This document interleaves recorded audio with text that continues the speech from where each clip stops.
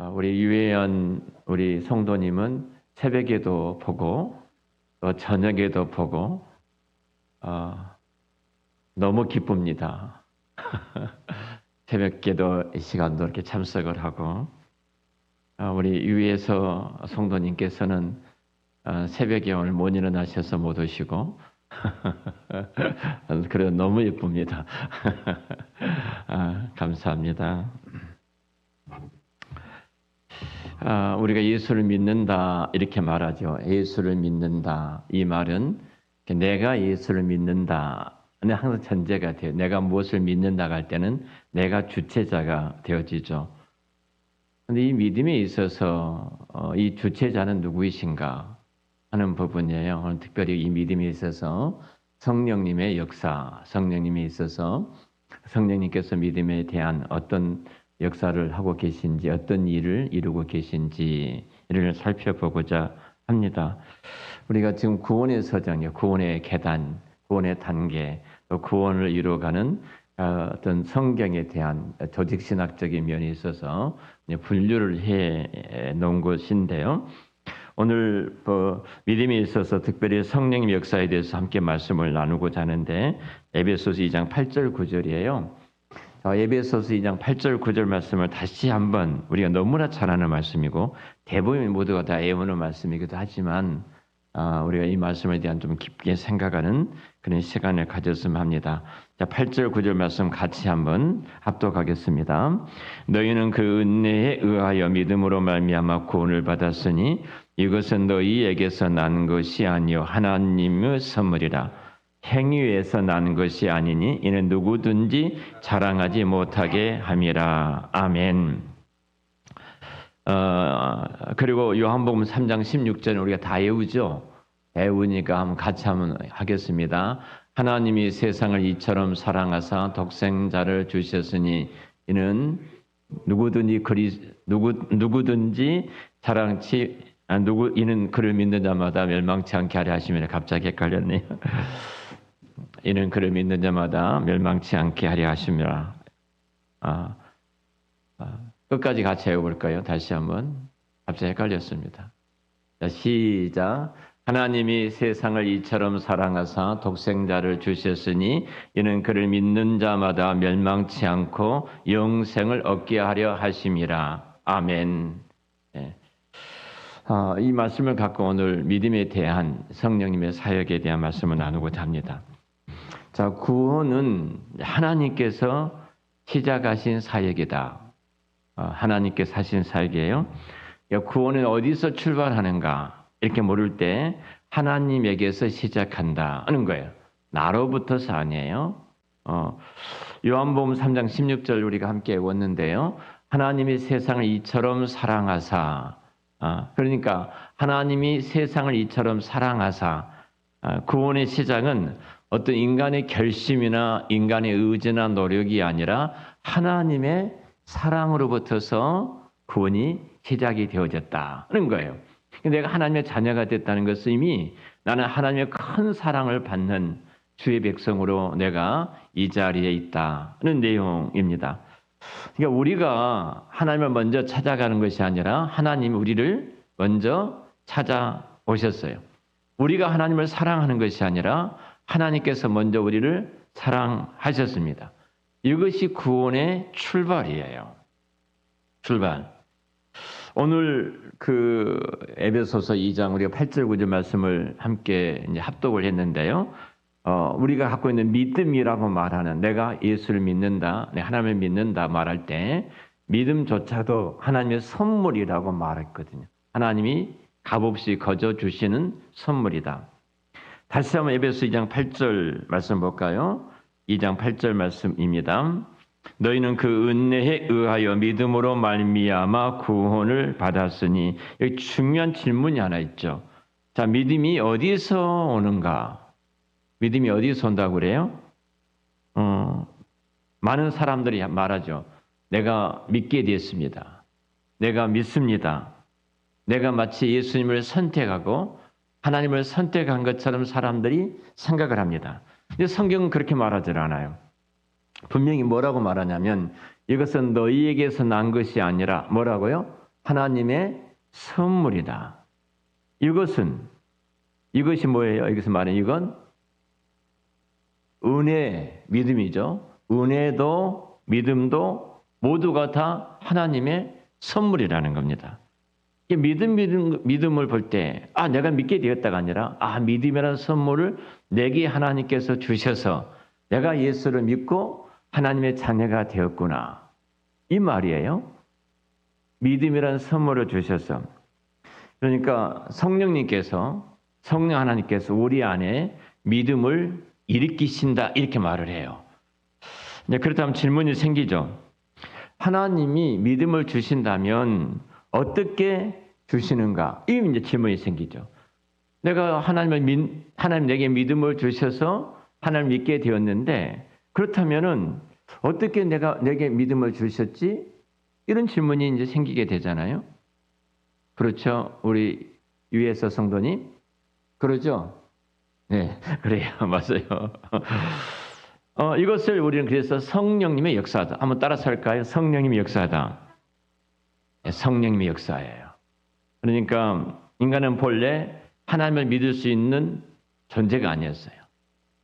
하나님을 믿을 수도 없고 하나님을 떠난 자들이었고 하나님을 대적한 자예요. 왜냐하면 성경 우리가 죄로 인해 영적으로 죽어 있었다 말을 해요. 에베소서 2장 1절 말씀 볼까요? 에베소서 2장 1절 말씀 우리 같이 한번 읽어 보겠습니다. 자막이 띄워주면 좋은데 2장 1절 말씀 같이 읽겠습니다. 시작. 그는 허물과 죄로 죽었던 너희를 살리셨도다. 아멘. 허물과 죄로 죽었던 너희를 그래요. 이미 우리는 허물과 죄로 어떻게 되었다고요? 죽었다고 그래요. 근데 죽었던 너희를 살리셨도다. 죽은 자가 반응할 수 있어 없어요? 없죠. 아주 재밌는 것을 봤어요. 어느 목사님이 이제 이 말씀 하시더라고요. 고등학교 다닐 때 이 학생이 앞에 앉아 있었대요. 이 학생이 앞에 앉아 있었는데 긴 머리를 한 이 학생이 앞에 앉아 있었어요. 우리 에서처럼 긴 머리를 하는 이 학생이. 목사님 생각이 저 머리가 살아 있을까 죽어 있을까? 머리카락이. 내가 저 머리카락을 만지면 저 학생이 알까 모를까? 굉장히 궁금했대요.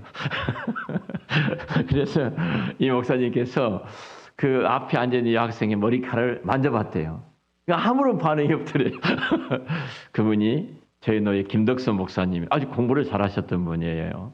에디엔 나오시고 하라나도 전공하시고 하라나로 유학 가려고 하셨던 그 목사님인데 굉장히 엉뚱맞아요. 저하고 이야기하면 저는 굉장히 재밌는 이야기를 많이 하세요. 사실은 죽은 자는 아무리 만져도 예를 든다면은 반응이 있어요, 없어요? 반응을 못하죠. 우리는 이미 죽었어요. 죽어 있는 우리들이 어떻게 죄로 말미암아 영적으로 죽어 있어요? 죄로 말미암아 영적으로 죽어 있는 우리들이 영이신 하나님을 알 수 있어요, 없어요? 알 수도 없고 나아갈 수도 없고 만날 수도 없어요. 죽은 자는 절대로 믿을 수가 없어요. 근데 어떻게 우리가 믿게 되었는가? 그 죽은 자는 절대로 반응할 수도 없고 믿을 수 없다면 내가 어떻게 그럼 믿게 되었는가? 어떻게 할 때 믿게 되어지죠? 어떻게 할 때? 살아날 때 그래. 살아날 때. 그래서 성령님이 우리를 살려주셨다. 이렇게 말하는 거예요. 성령님 나를 살려주셨기 때문에 내가 살아나니까 믿게 되는 거예요. 내가 죽어 있어요. 죽은 나는 전혀 반응할 수도 없고 믿을 수 없었는데 내가 하나님을 믿게 되었어요. 예수님을 믿게 되었어요. 그 이유는 성령님이 나를 살려주셨어요. 성령님이 나를 살려주시니까 내가 죽어서 눈도 뜰 수 없고 들을 수도 없고 감정적으로 느낄 수도 없는데 성령님이 나를 살려주시니까 내가 눈이 열려졌어요. 눈이 열려주시니까 나의 죄를 위해서 십자가에서 죽으시는 예수님이 보인 거예요. 그리고 그 예수님께서 귀가 살아나니까 귀가 열려지니까 내가 너를 죽기까지 사랑했고 내가 너를 위해서 십자가에 죽었단다. 너가 나를 너가 나를 믿어라. 이제 이렇게 말씀하신 거예요. 그리고 내 마음에 이제 감동이 온 거예요. 감동이 와요. 감동이 와서 내가 이제 회개가 되어지고 내가 하나님 앞에 나가 이제 믿어 우리가 이 구원에 이르게 되어진 거예요. 그러니까 살아났기 때문에 사도행전 16장에 보면은 루디아라는 여인이 자주장사를 했던 여인이 등장을 합니다.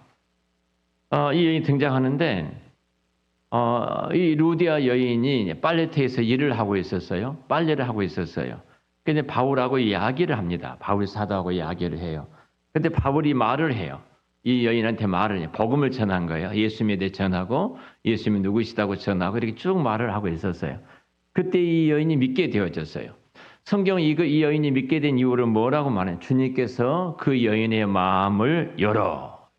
주님께서 그 여인의 마음을 열어.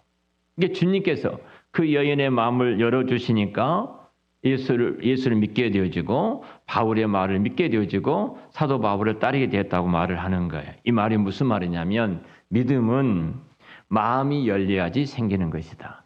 하나님께서 우리의 마음을 열려주실 때 내가 드디어 열려져요. 자, 엠마오로 가는 두 제자가 그 부활하신 예수님 옆에 계심에도 불구하고 이 제자들은 예수님인지를 알지 못했어요. 다음 주에 우리가 성찬에 대해서 말씀을 같이 연관해서 제가 준비하고 있는데요. 근데 예수님이 이들에게 떡을 떼어서 이들이 떡을 먹게 되어져요. 떡을 떼어서 먹는 순간 저들의 눈이 열려졌다. 특별히 왜 이렇게 성경은 말을 할까? 그들이 기지맥진해서 아무것도 먹지 못하기 때문에 그냥 정신이 혼미해가지고 예수님 옆에서 말씀을 해도 전혀 알아듣지 못한 내용인가? 그것 때문에 혼미해서 그러니까 예수님이 빵을 떼어주니까 그걸 먹고 나서 힘이 나서 눈이 열려졌는가? 그 말이 아니에요. 바로 분명히 예수님이 성찬에 대한 이야기를 했잖아요. 내 몸을 이 빵을 나누면서 뭐라고 하셨어요? 너희를 위해서는 찢긴 내 몸이다. 흘리신 내 피다. 잔을 통해서. 그러니까 분명히 이것은 성찬의 큰 영적인 의미를 가지고 있어요. 이 성찬에 참여한다는 자체는 이미 내가 그리스도와 연합될 뿐만 아니라 내 마음이 열려 그리스도를 알아본 연결되어지는 그 시간이 되어지기도 해요. 이처럼 마음의 문을 열어주셔야만이 우리가 볼 수가 있어요. 근데 마음의 문을 여신 분이 누구인가? 자, 유에서 성도님 누구예요? 예? 성령님이세요. 누구시라고? 성령님이 우리의 마음의 문을 열어주신다. 뒤에서 우리의 유해한 성도님께서는 지금 뭐하고 계신가요?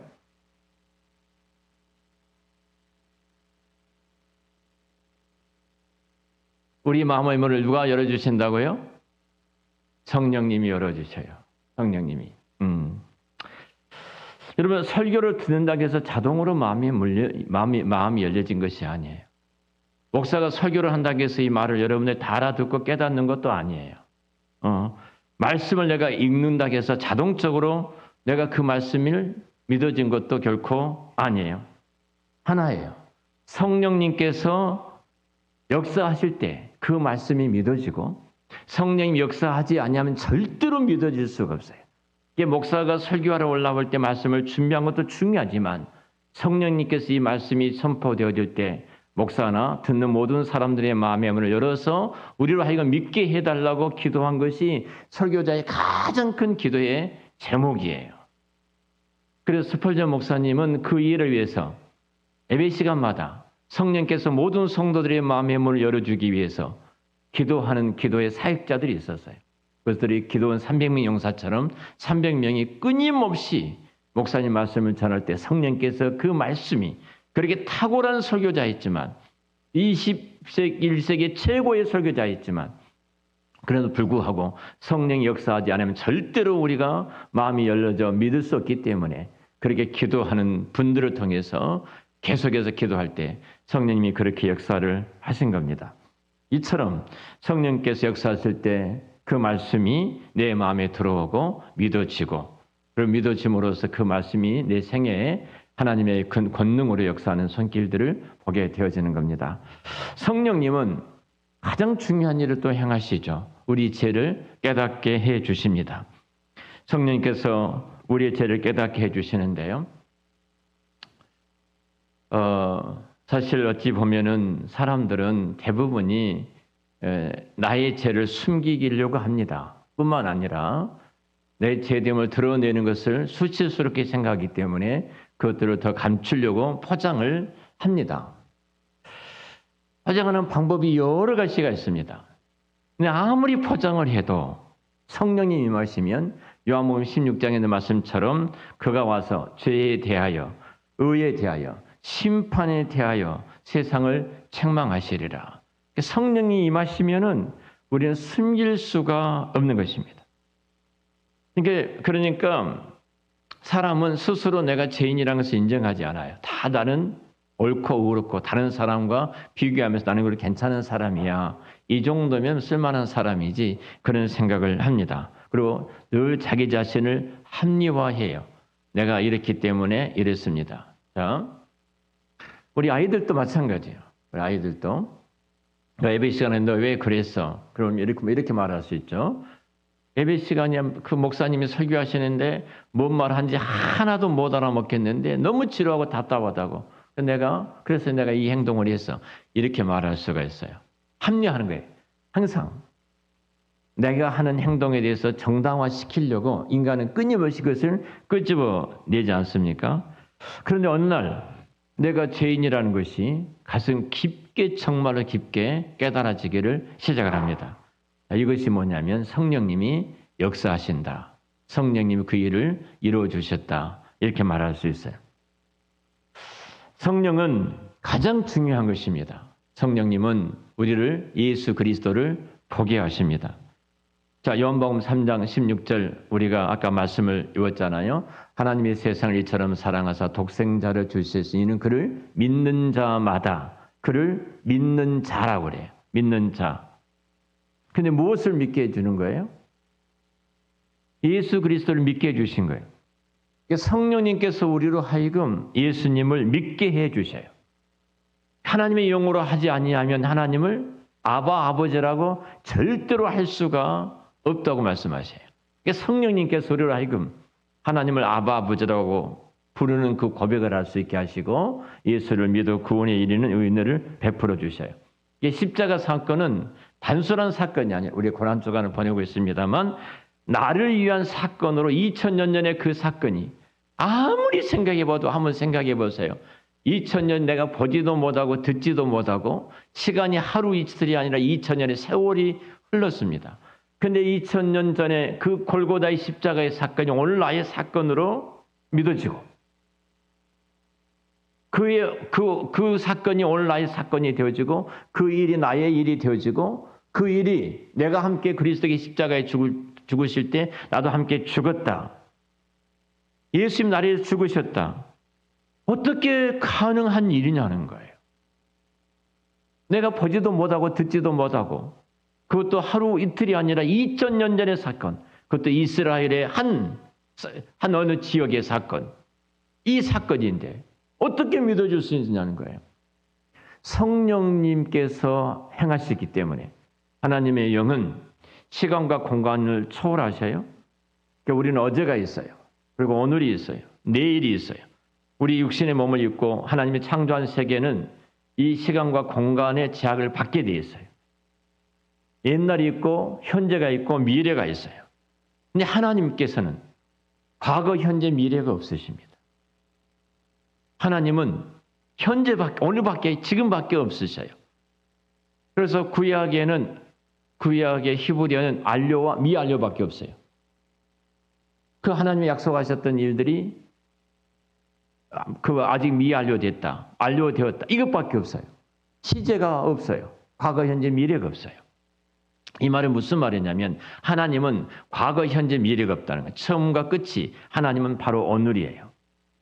그러니까 이 성령님께서 영이신 성령님은 지금 2000년의 사건이 십자가 사건이 내게 딱 다가오실 때는, 성령님 다가오실 때는 지금 내 앞에서 벌어지는 나의 죄를 위해서 예수님이 십자가에서 죽으신 그 사건으로 내가 믿게 하시고 보게 하시고 깨닫게 하시고 그리고 내 마음을 열어 내가 고백하게 하신 거예요.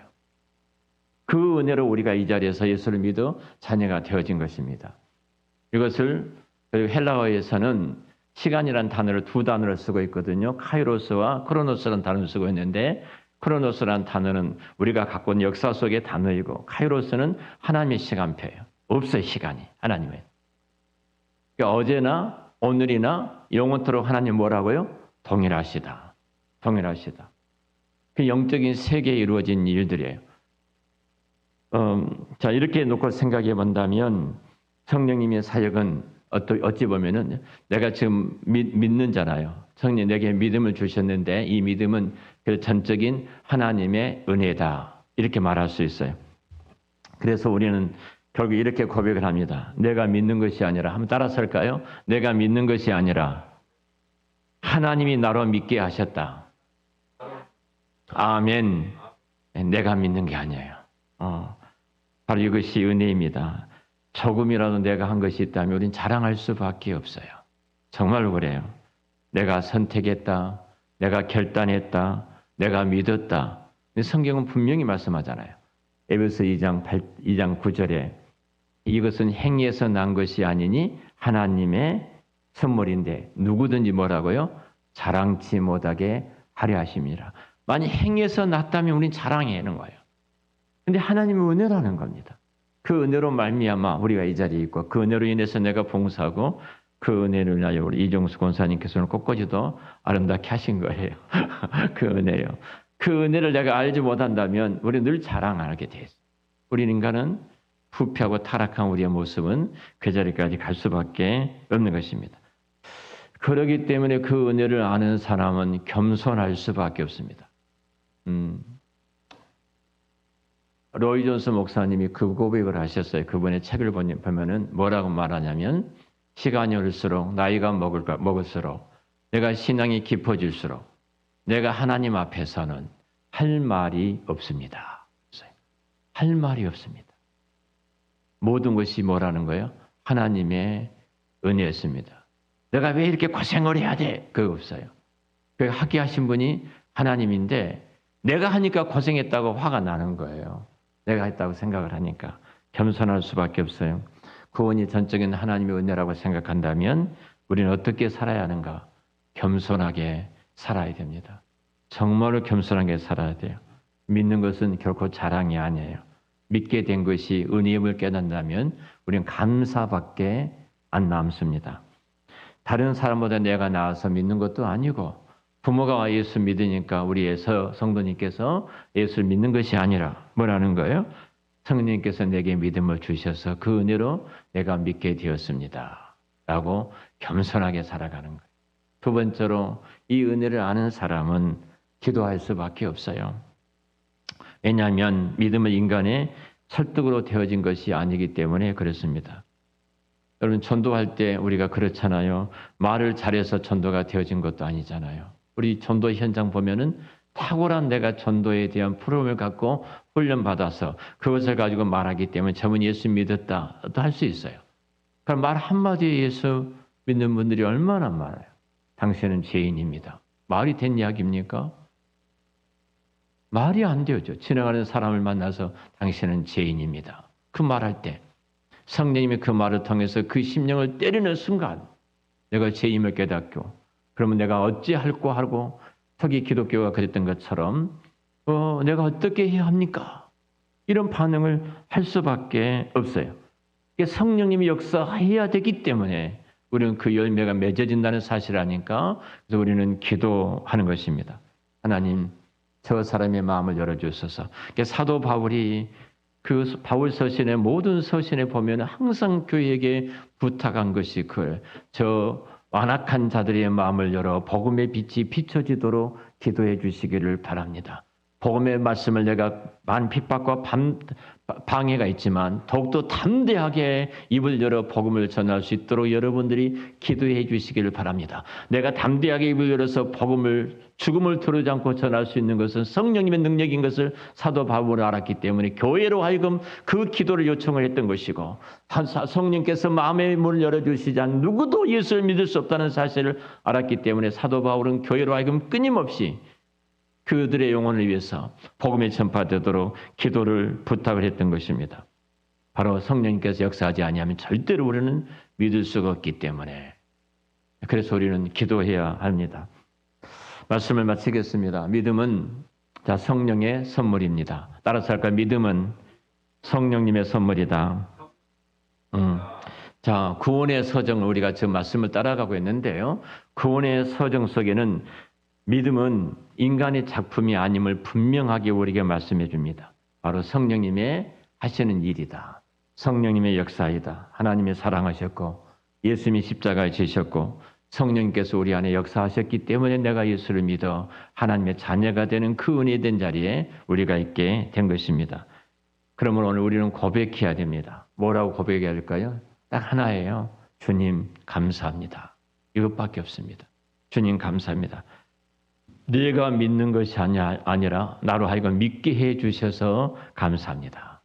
이것이 우리 계획주의 교회 성도들의 바른 믿음의 자세고 겸손한 성도들의 태도라는 사실을 아시고, 우리가 다시 한번 늘 믿음이 얼마나 소중한가. 여러분, 성령님께서 은혜 주시지 않으면 내가 믿음을 가질 수 없고 믿을 수 없는데, 이 믿음이라는 선물을 내게 주셔서 내가 하나님의 자녀가 됐다는 이 놀라운 복을 우리 깨닫고 겸손함으로 이 땅에서 하나님께만 영광을 돌리는 생애가 되시기를 주의 이름으로 축원합니다. 기도하겠습니다.